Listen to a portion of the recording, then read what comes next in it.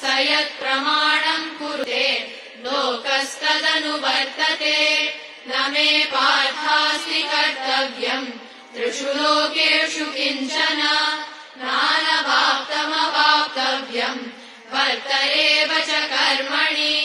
यदि ह्यहम् न वर्तेय जातु कर्मण्यतन्द्रितः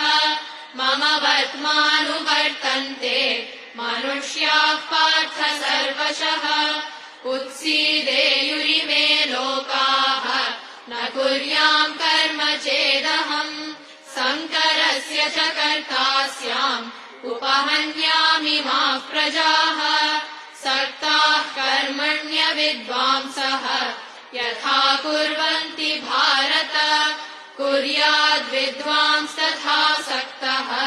चिकीर्षुर्लोकसङ्ग्रहम् न बुद्धिभेदम् जनयेत् अज्ञानाम् कर्मसङ्गिनाम् जोषयेत् सर्वकर्माणि विद्वान् युक्तः समाचरन् प्रकृते क्रियमाणानि गुणैः कर्माणि सर्वशः अहङ्कारविमूढात्मा कर्ताहमिति मन्यते तत्त्ववित्तु महाबाहो गुणकर्मविभागयोः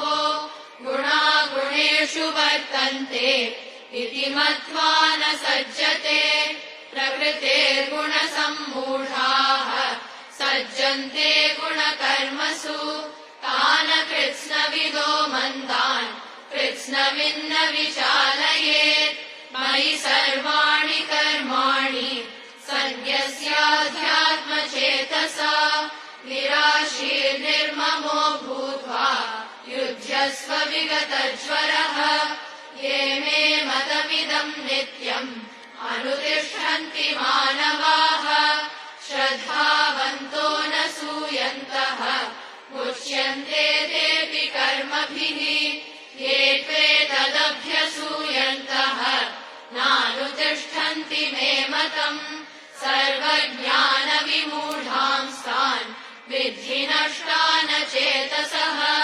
सदृशम् चेष्टते स्वस्याः प्रकृतेर्ज्ञानवानपि प्रकृतिम् यान्ति भूतानि निग्रहः किम् करिष्यति